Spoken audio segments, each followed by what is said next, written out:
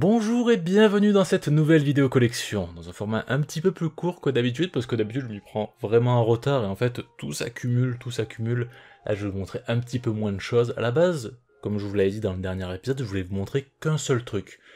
Bon, j'ai quand même quelques petits trucs à vous montrer, ça serait dommage de les laisser de côté jusqu'à une prochaine vidéo collection dans un mois, donc j'ai décidé de faire une vidéo un petit peu plus courte, pour montrer un petit peu plus d'objets, mais peut-être de manière un petit peu plus précise. Alors pour commencer, les sorties de manga françaises. Alors la dernière fois, je vous avais montré le tome 30 de Food Wars Shokugeki no Soma. Le tome 31 en fait était déjà sorti à ce moment-là, j'étais à la bourre, j'avais même pas vu. Du coup voilà, j'ai récupéré le tome 31, donc il commence le fameux nouvel arc. Ensuite le tome 10 de The Promised Neverland. Enfin après cette longue attente, parce que j'ai eu le tome 9 en avant-première à Japan Expo. Du coup, ouais, une attente de 3-4 mois, à peu près, ouais. Donc c'était assez long d'attendre tout ça, et donc enfin la suite, surtout que là, il y a des révélations assez ouf.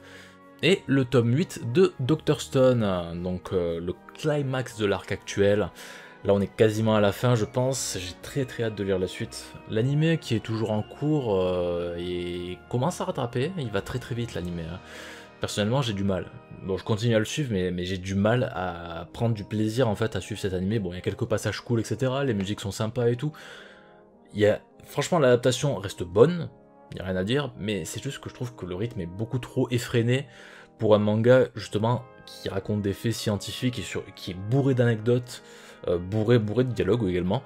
Donc c'est dur de suivre un manga aussi verbeux avec un animé qui va aussi vite, quoi. Bon, évidemment, on ne déroge pas à la règle de la vidéo collection. Qu'est-ce qu'il y a dans la vidéo collection? Évidemment, du Sakura Tyson. Ah bah oui. Non, là, techniquement, c'est pas vraiment du Sakura Tyson, même s'il y en a beaucoup. C'est un artbook de Hidenori Matsubara. Donc un artiste qui travaille beaucoup sur la série Sakura Tyson. D'ailleurs, il fait beaucoup d'illustrations qui prêtent à confusion. On croirait voir du Kosuke Fujishima, qui est le character design original de Sakura Tyson. D'ailleurs, il a travaillé également sur l'anime de Ah My Goddess, du coup, qui est un manga de Kosuke Fujishima, donc le lien est vite établi. Mais il a également travaillé sur d'autres animés, notamment comme Gun Grey, ou encore même sur l'anime de Kenshin. Donc là, on retrouve la plupart de ces illustrations, hein, dans ce magnifique artbook qui est vraiment de très bonne qualité, hein. Il y a des illustrations assez ouf, notamment sur Sakura Tyson, il y a un travail assez exceptionnel, hein. J'ai toujours adoré son style sur la série. Parce qu'au début, en fait, là vous voyez un petit peu les images, vous voyez que son style ressemblait un petit peu à celui de Kosuke Fujishima, mais vous pouvez voir que son trait a très nettement évolué. Au début, il était vraiment très proche de Kosuke Fujishima, mais il a commencé à trouver son propre style sur Sakura Tyson, et je trouve que maintenant, son trait est vraiment supérieur à ce que fait Fujishima.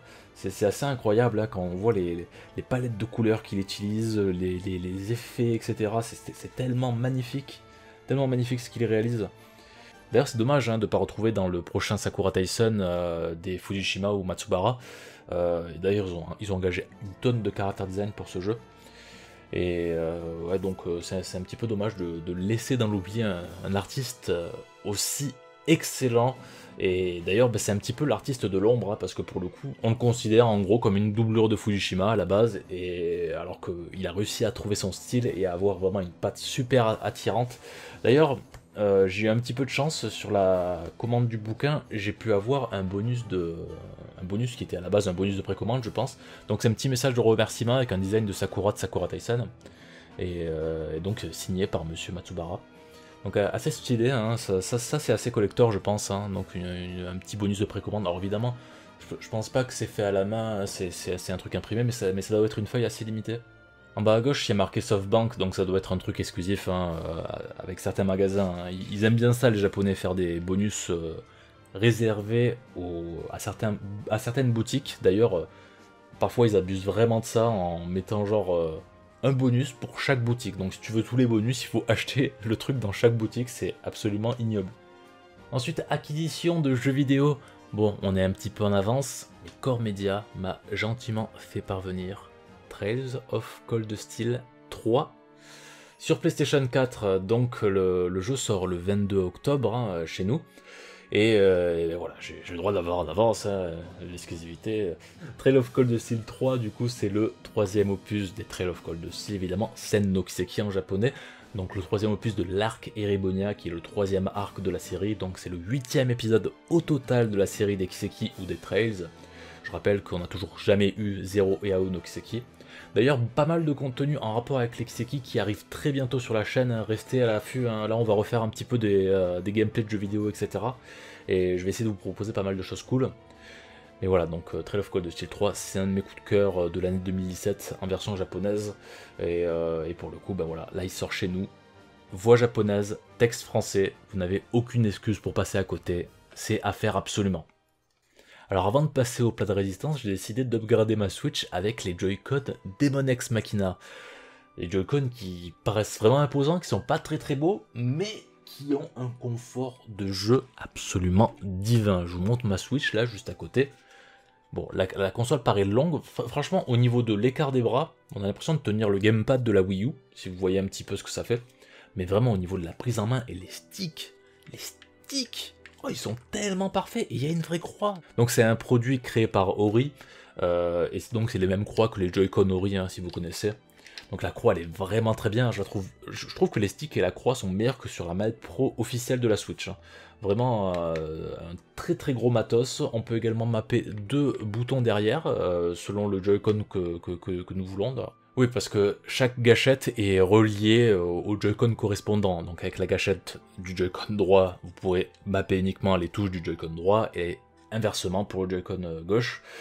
Mais voilà, mais sinon, vraiment, il y a aussi un mode turbo. Mais voilà, donc une très bonne prise en main. Et franchement, ouais, je reprends goût au mode portable. Hein. Le mode portable de la Switch, bon, ça va pas mal aux mains. Enfin, ça dépend des jeux en fait. Mais là, pour le coup, le confort, il est ouf. Alors peut-être que ça, on écarte un petit peu trop les mains. Donc peut-être ça peut paraître un petit peu bizarre au début. Mais franchement, l'équilibre de la console, il est absolument ouf. Les Joy-Con sont pas si lourds que ça, même s'ils paraissent très gros. Et ouais, franchement, on a un très bon produit hein, avec ces Joy-Con Demon Ex Machina. Et d'ailleurs, bah, ça me permet de jouer au jeu que je vais vous montrer, Dragon Quest XI-S, l'édition collector japonaise, exclusive au store de Square Enix Japan. Donc on ne pouvait même pas la voir sur Amazon ou quoi. Sur Amazon, il y avait une édition limitée, mais c'est uniquement l'édition avec les DLC. Sur les particuliers comme Ninja Game, on pouvait commander ce collector-là, mais en fait c'est eux qui faisaient le proxy, quoi. Ils commandaient chez Square Enix Japan, et ensuite ils nous l'envoyaient. Mais moi je l'ai commandé sur CD Japan qui ont un système de proxy, donc vous pouvez leur demander un objet provenant de n'importe quel site, et ils pourront donc vous le commander pour vous, avec quelques frais évidemment, voilà, pour le service, et du coup bah, ça m'a permis de commander le jeu sans aucun souci. Donc voilà, de base, ça c'est la seule version limitée qu'il y a dans le commerce, et donc là on a le gros coffret exclusif au store Square Enix. Donc là, bah, c'est juste un petit fourreau en carton, hein, donc avec le jeu et les DLC. Il faut savoir que chez nous, les DLC de Dragon Quest XI-S sont gratuits. Au Japon, bah, ils sont payants, et en plus de ça, bah, bon, ils sont inclus dans le collector quand même qui vaut son prix.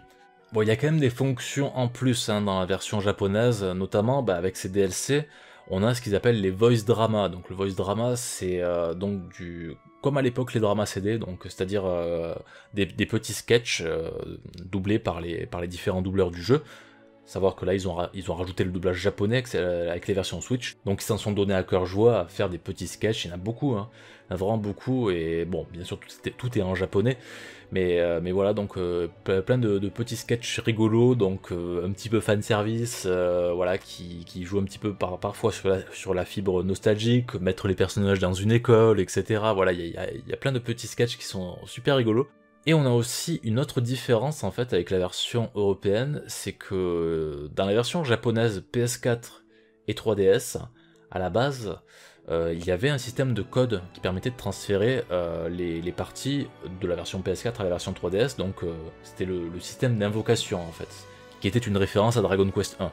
Ben là il est de retour. Et d'ailleurs ce système de code permettait, une fois fini, de débloquer Dragon Quest 1 gratuitement. Et ça c'est plutôt cool. Bon, c'est dommage que chez nous on n'a pas ce système de code, parce que ça aurait été pratique pour transférer directement sa sauvegarde. Enfin, c'est pas vraiment sa sauvegarde, c'est juste un point de restauration, parce qu'on va pas retrouver le même argent, on va pas retrouver tout à fait le même niveau.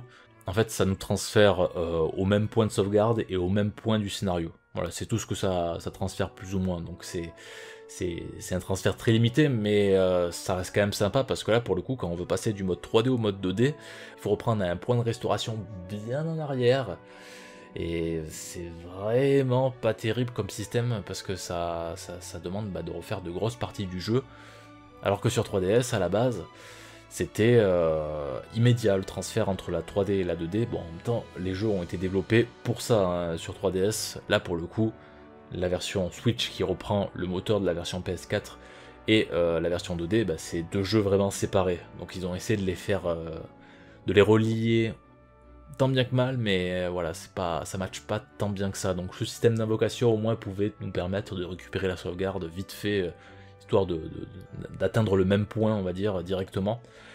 D'ailleurs, ça marche également pour les versions PS4 et 3DS japonaises. On peut exporter directement les versions PS4 et 3DS directement dans la version Switch. C'est plutôt cool. Ensuite, deuxième goodies. Bon, celui-ci, je vais pas le déballer ici, vous le voyez en même temps. Du coup, qu'est-ce que c'est?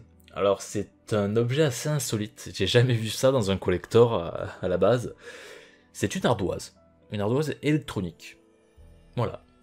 Ils se sont dit, tiens, Dragon Quest 11, ardoise électronique. Bon, bah pourquoi pas. Bon, après, faut se dire que Dragon Quest, hein, c'est à la base pour les enfants, etc. Donc peut-être ça peut, voilà, ça peut éveiller la curiosité. Mais je trouve que l'objet est plutôt beau, hein, franchement, avec une très très belle finition et tout. Mais ouais, non, après il faut en trouver l'utilité. Pour le coup, je trouve que c'est un objet assez insolite et c'est assez cool d'avoir un truc comme ça. Et le dernier objet de ce collector, le script du voice drama. Alors je sais pas trop pourquoi ils ont fait un script pour le voice drama, alors que bah, à la base c'est un bonus en DLC, et surtout que bah, pour le coup on a tout le texte qui est écrit, enfin bon après là c'est au papier, ça reste sympa, c'est vrai que si on veut le lire à tête reposée, ah oui c'est vrai que ça peut être sympa en fait, parce qu'on peut l'écouter uniquement sans regarder l'écran en fait, avec sa touche à côté, et donc on se met le bouquin comme ça, pour lire sur un livre et non sur un écran, ça fatigue moins les yeux. C'est vrai que ça peut être utilisé comme ça.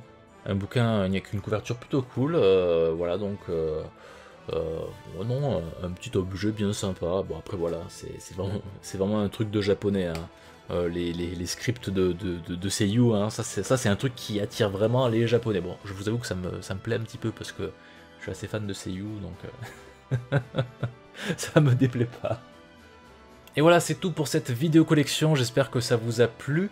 À la base, je voulais montrer que le collector de Dragon Quest 11S, et en fait, je pensais que ça allait être beaucoup trop court en termes de contenu. Donc voilà, bon, j'ai rajouté un petit peu des trucs que j'avais eu entre temps. Et je me suis dit que ça aurait fait un petit peu trop Reddit si j'avais fait un comparatif avec les autres collectors que je possède. Je vous avais fait déjà une vidéo l'année dernière avec le collector européen sur PS4 et le collector 3DS PS4 japonais.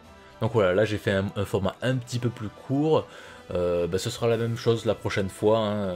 On va dire qu'avoir un gros objet pour centrer l'attention, et donc avoir quelques petits trucs, voilà, je vais juste montrer par-ci par-là juste pour compléter, voilà, ça reste assez sympa et au moins c'est pas trop long à regarder, et je pourrais peut-être en sortir plus souvent des vidéos comme ça. Bref, merci d'avoir regardé la vidéo, n'hésitez pas à mettre un pouce en l'air si vous avez aimé, et également abonnez-vous à la chaîne et activez la cloche si vous aimez notre contenu et que vous voulez le suivre régulièrement, pourquoi pas. Et évidemment, suivez les réseaux sociaux également, c'est très important, et mettez des commentaires. Ah oui, c'est important ça aussi. Et donc on se retrouve très bientôt pour de prochaines vidéos. Là je prépare plein de trucs, et franchement ça va être cool. Ça va être trop cool. Allez, portez-vous bien, et à très bientôt. Bye bye.